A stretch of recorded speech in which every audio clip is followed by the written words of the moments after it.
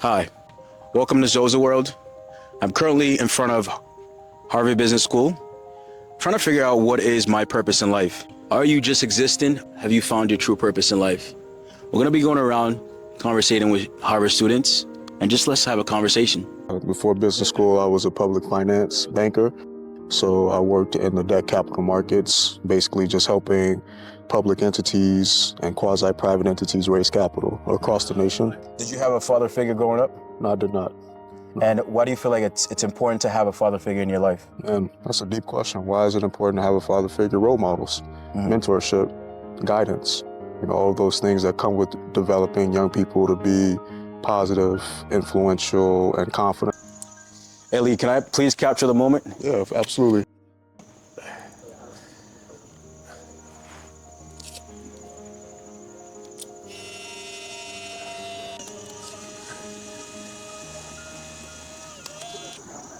Who are you, and why did you decide to have this conversation? Yeah, who am I? I mean, that's really philosophical, but I'm just a guy from Chicago, Illinois, in pursuit of something greater, something bigger than him. And why I decided to do this conversation is because of energy. You can sense when people are genuine.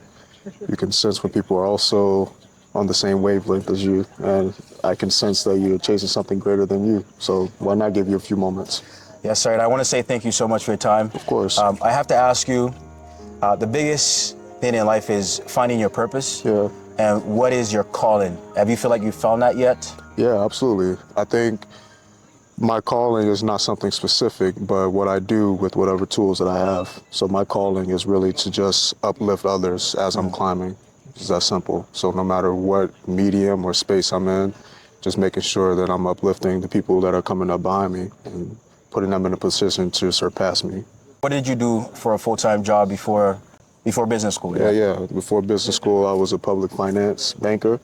So I worked in the debt capital markets, basically just helping public entities and quasi-private entities raise capital across the nation. And how many years did you do that? And what was the pivotal moment to go into business school? Yeah, I did that for 4 years. And the pivotal moment was being put in a position where I had to lead a team for a very, very important client.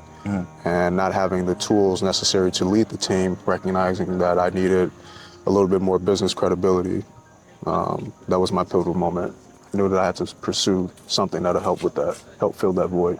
Absolutely. So there is like a leadership Absolutely. skill set Absolutely. and just having a combination of everything. Absolutely. Okay. Yeah. And Lee, I have to ask you, we all want to be happy in life. Yeah, Do you feel like at the moment right now you are happy? absolutely. 1000%. Why do you say that? I'm happy because I think part of it is choosing to be acceptance and recognizing that happiness can be fleeting, but as long as you're choosing to see things glass half full and not half empty, I think that is a powerful position to be in. And a lot of it is mental, a lot of it is the psyche. And I've been in a position and I've been privileged enough to train myself, my mind, to accept and to be a little bit more blissful than others. So I'm extremely happy. I come from a humble background. I've seen some traumatic things, but being in a position to elevate myself, but also to uplift others, it's given me purpose. Yes. And with that purpose comes happiness. Where do you see yourself? I know this is very generic of a question, but in the next 5 years, you said you're a very strategic person. You know where you're going to be. Right. Where do you see yourself in 5 years? In 5 years, hopefully I'm achieving everything outside of my business endeavors. And that's like starting a family, that's being a father, being a great son to my mom, a great grandson, a great uncle to my nephews. Very family-centered and family-oriented. So in 5 years, I hope to be, a healthy patriarch. Did you have a father figure growing up? No, I did not. And why do you feel like it's important to have a father figure in your life? Man, that's a deep question. Why is it important to have a father figure? Role models, mentorship, guidance, all of those things that come with developing young people to be positive, influential, and confident in or older people. So I think just having that North Star and the father figure is important. Do you have a role model right now that you look up to? I got many role models. If you can name a few, we probably might not know them, but Name a few, yeah. Ben Shapiro is a role model. I'm having new formed role models, professors here. Archie Jones is a role model.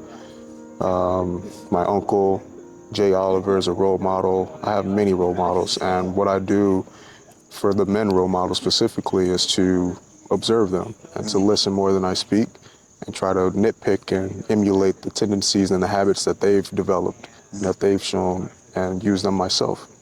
So it's been helpful and successful so far. So I choose to be that way. Does money buy happiness? You know, I'll be transparent with you. I feel money is extremely important and it's a tool, but that's it. It should be used as a tool. So yes, you can chase it, but have a means to your end.